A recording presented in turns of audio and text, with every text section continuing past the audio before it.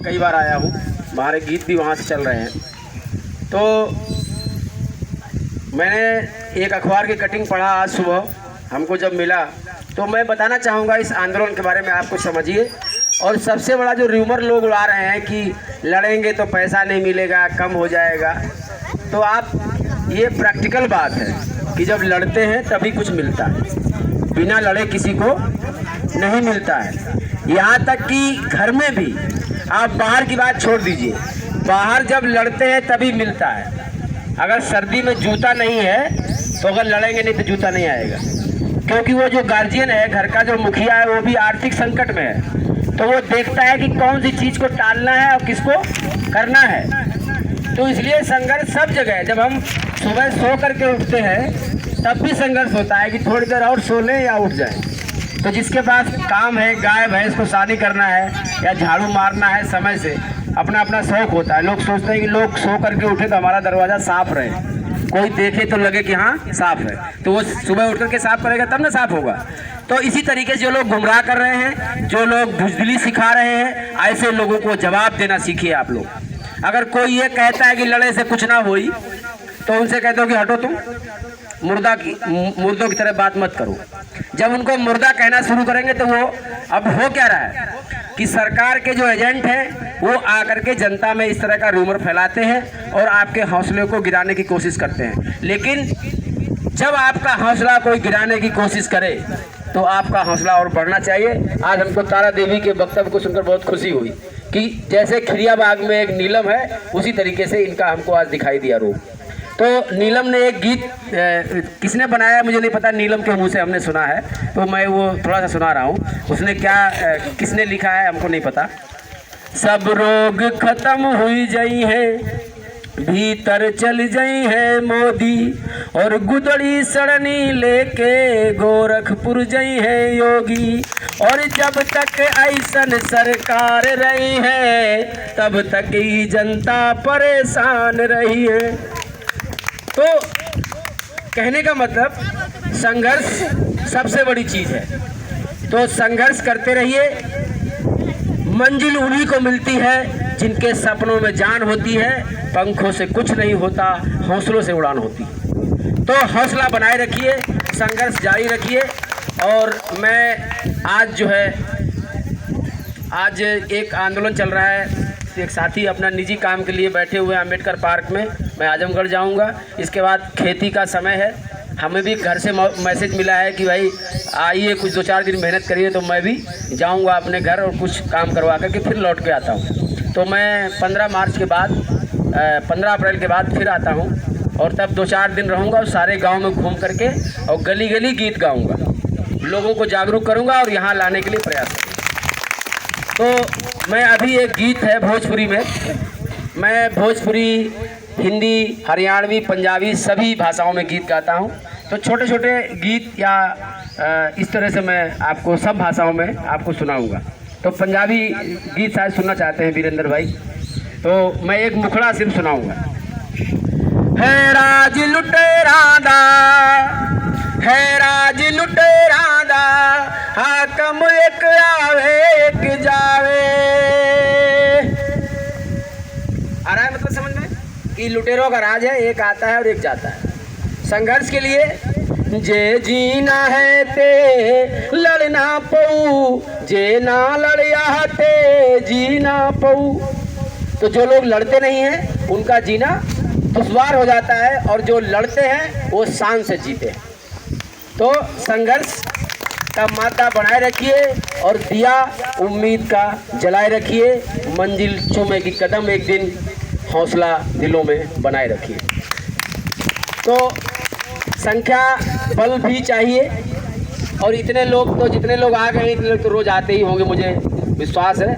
और यहाँ पर जितने लोग हैं, जब लोग सब आ जाएंगे तो इस बाग में हम आएंगे नहीं, बाहर बैठेंगे। तो वो समय आ रहा है, क्योंकि गुमराह करने वालों की एक भी चलने वाली नहीं है, और हो सकता है कि गुमराह करने वाले पिटेंगे भी गलियों में। भाई अगर एक आध महिला ने थप्पड़ मार दिया तो समझ लो कि रूमर फैल जाएगा पूरे में कि महिलाओं ने पीटा, कि वो कह रहा था कि लड़ने से क्या होगा।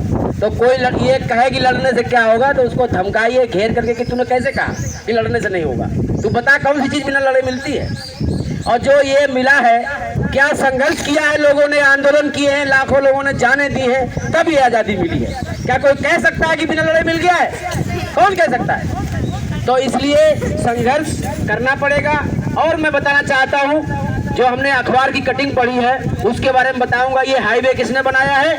ये हाईवे बनाया है उत्तर प्रदेश एक्सप्रेसवे औद्योगिक विकास प्राधिकरण ने बनाया है। अब वो कहाँ से कर्जा लेके बनाया है, इससे उसकी लिस्ट निकालनी पड़ेगी। अभी फरवरी में कार्यक्रम जो हुआ है, इन्वेस्टर समिट हुई है, उसमें इन्होंने एग्रीमेंट किया है पूरे हाईवे के किनारे दोनों तरफ इनको इंडस्ट्री डेवलप करना है और उसके लिए जमीनें इनको लेना है, ये प्लान है। अभी आजमगढ़ जिले में 3 तहसीलों में है, बुलंदपुर और सदर तहसील और ये आपकी फूलपुर, उसमें जो दिया है। इसी तरीके से हर जिले में जहाँ से हाईवे निकल रहा है, हर रोड के इस हाईवे के दोनों तरफ इंडस्ट्री इनका बनाने का प्लान है और जमीन लेने का प्लान है। लेकिन आप समझिए बातों को, क्योंकि मीडिया सवाल पूछती है या कोई भी आता है, तो सबसे बड़ी चीज ये है कि तमाम जमीनें पूरे भारत में सरकारों ने किसानों से छीन करके पड़ी हुई हैं। आज तक उसमें इंडस्ट्री नहीं लगी, कोई फैक्ट्री नहीं लगी, और तमाम इंडस्ट्रियल एरिया में तमाम फैक्ट्रियां बंद हैं, उनको चलाया जाए। नई जमीनें क्यों उजाड़ी जा रही हैं, नए गांव क्यों उजाड़े जा रहे हैं जब पहले से जमीनें मौजूद हैं? तो मैं बता देना चाहता हूं कि हमारे देश में इंडस्ट्री बंद हो रही है क्योंकि हमारे देश का माल हमारे देश में ही नहीं बिक रहा है। माल किसका बिक रहा है? जिसका सस्ता है उसका बिकेगा। तो इसलिए विदेशी पूंजी को ये लाने के लिए, किसानों को उजाड़ने के लिए, जैसे वीरेंद्र भाई ने भी जिक्र किया कि 3 काले कानून सरकार लाई थी और 1 साल संघर्ष दिल्ली में चला, लेकिन सरकार पैतरा बदल कर, भले सरकार ने कानून वापस ले लिए लेकिन उसने इरादा नहीं बदला है, उसका इरादा और भी खतरनाक हो गया है। तो कहना चाहते हैं कि ये औद्योगिक विकास तो एक बहाना है, जमीन लूट निशाना है। इनका काम है कि जमीन लूटना है, और जब संघर्ष नहीं जनता करेगी तब तो आप देखिए बहुत बुरा हाल है, जैसे जेवर एयरपोर्ट का हुआ है। जेवर एयरपोर्ट में ऐसे ही जनता ढुलमुल रही और पूरा उजाड़ करके आप जाइए, पन्नी तान करके लोग रह रहे हैं। लेकिन कौन लोग रह रहे हैं? जिनके पास छोटी मोटी जमीन थी। तो जिनके पास छोटी जमीन है, 1 बिस्वा 2 बिस्वा जमीन है, उनको कितना मुआवजा मिलेगा? लेकिन जिनके पास बड़ी ज़मीनें थी वो लोग मुआवजा लेकर के स्कॉर्पियो और फॉर्च्यूनर में घूम रहे हैं। लेकिन जो लोग भूमिहीन है वो कहाँ जाएंगे? क्योंकि उनका तो जीवन इसी से चल रहा है, अदिया बटैया करके, अपना मजदूरी करके अब लोग जीवन जी रहे हैं। तो कहना चाहते हैं कि सरकारों का इरादा बहुत खतरनाक है। अब आपकी जिम्मेदारी बढ़ गई है, आपकी मेहनत भी बढ़ गई है, लेकिन पूरे हौसले के साथ लड़ना है। इसमें निराश होने की कोई बात नहीं है, क्योंकि आप संघर्ष करेंगे तो आप जीतेंगे, और संघर्ष नहीं करेंगे तब तो कोई बात ही नहीं है। कोई पहलवान जब मैदान में आता है, हारे या जीते, लेकिन कम से कम मैदान में तो है। तो मैदान में होना ही एक बड़ी बात है। तो एक गीत, आह्वान गीत है, आपके सामने भोजपुरी में गीत पेश करता हूँ। जनता जब पलटन बन जाती है, पलटन का मतलब सेना की टुकड़ी होती है। ओ जनता के आवे पलटनिया, ही ले झकझोर दुनिया। जब जनता पलटन बन के चलती तो दुनिया हिलती है। और जनता के आवे पलटनिया, ही ले झकझोर दुनिया। हिले ले पहाड़वा, हिले ले नदी तलावा, हिले ले पहाड़वा, हिले ले नदी तलावा। और सगरे में उठेला हिलोरवा, हिले ले झकझोर दुनिया। जनता के आवे पलटनिया, हिले ले झकझोर दुनिया। और लड़े ले गुलामवा, लड़े ले मजलूमवा, लड़े ले गुलामवा, लड़े ले मजलूमवा। और लड़े ले गरीबवा बेकमवा, हिले ले झकझोर दुनिया। जनता के आवे पलटनिया, हिले ले झकझोर दुनिया। और लड़े ले किसनवा, लड़े ले मजदूरवा, लड़े ले किसनवा, लड़े ले मजदूरवा। और लड़े मिली खुनवा पसीनवा हिले ले झकझोर दुनिया, जनता के आवे पलटनिया हिले ले झकझोर दुनिया।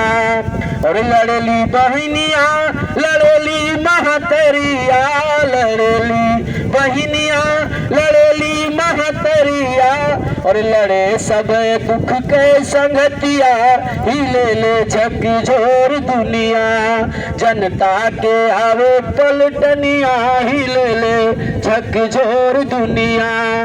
और लड़े ले ढहे जमींदरवा ढहेले पूंजीपतिया, ढहे जमींदरवा ढहेले पूंजीपतिया, और ढहे सब शोषण के कानूनिया हिले ले झकझोर दुनिया, जनता के आवे पलटनिया हिले ले झकझोर दुनिया। इनकलाब जिंदाबाद, शहीद भगत सिंह जिंदाबाद। एक हिंदी में गीत सुनाऊंगा, रोटी का गीत है।